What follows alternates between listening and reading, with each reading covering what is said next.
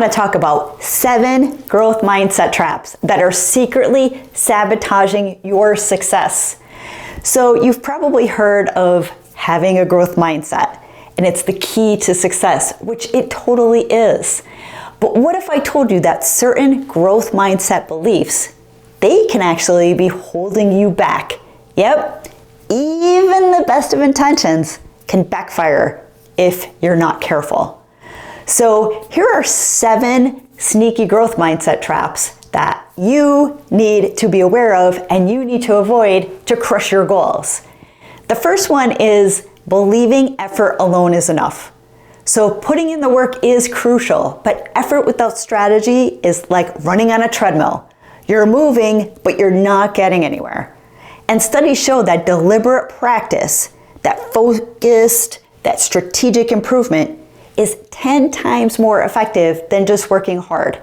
And that came from a study from Erickson in 1993, which is quite some time ago, but it's still relevant today. So what you need to do is find ways to work smarter and not harder. Get off the hamster wheel. Start focusing on the things that count, scheduling things in your schedule, in your calendar, but just having effort and just checking the box on busy work is not going to get you where you need to go.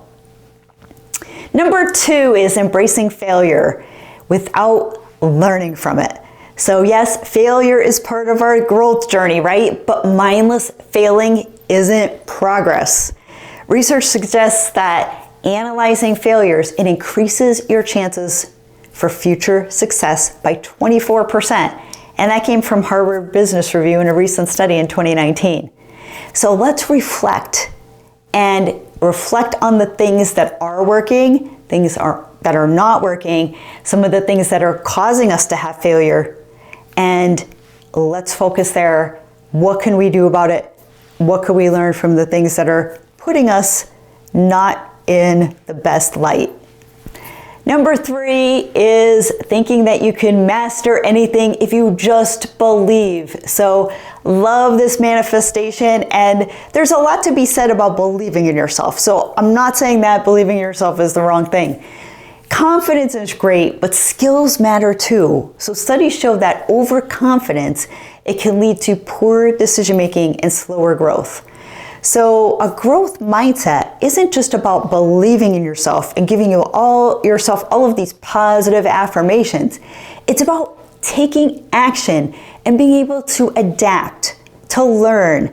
That's how you're going to grow.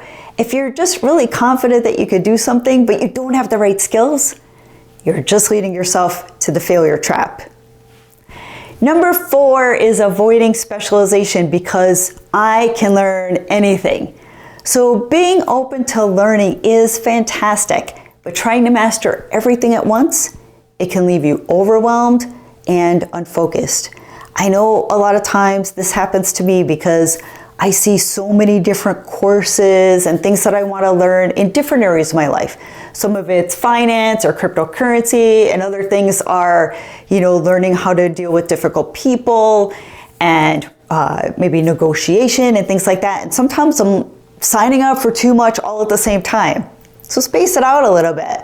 Research shows that specialists earn 42% more than generalists over their careers.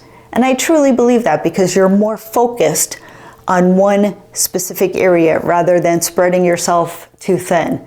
So find your niche and own it. And there's nothing wrong with going beyond your niche to learn and to grow, but sometimes we really spread ourselves too thin and we're just a professional generalist, I guess you would say.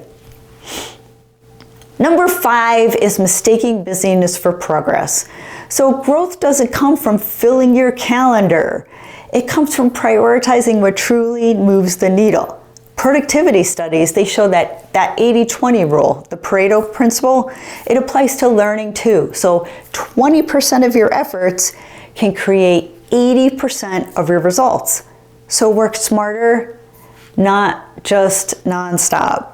So put your calendar together. I suggest putting everything that you need to do and want to do in one place so that you see it and you make time for it, especially breaks, sleep, relaxation, put it in your calendar, just build it all in. And your calendar might look crazy, but you actually are solidifying time to reset and recharge, which is what we need too. We can't just be grinding all the time. Number 6 is fearing fixed mindset thoughts. So even growth mindset champions, they experience doubt. Trying to suppress these thoughts, it can actually make them stronger, believe it or not, according to a Harvard psychology study. Instead of fighting them, acknowledge and reframe them. I'm not great at this yet.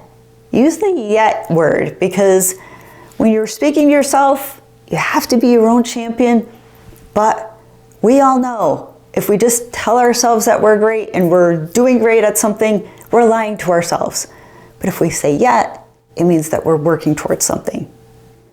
So number 7, last but not least, is overvaluing passion over process. Sometimes we love passion, and I always talk about that.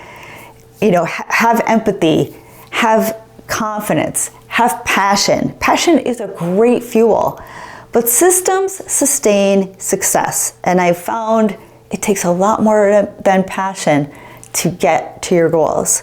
So a study by Duke University in 2018, they found that people who develop structured habits, those that we set up on our calendar and then we just do, they overperform those who rely on motivation alone by 44%. Do you believe that? So just structuring your habits, structuring your day, it gives you 50% chance of winning. So build habits, not just excitement. So some final thoughts here is growth mindset equals a smart mindset.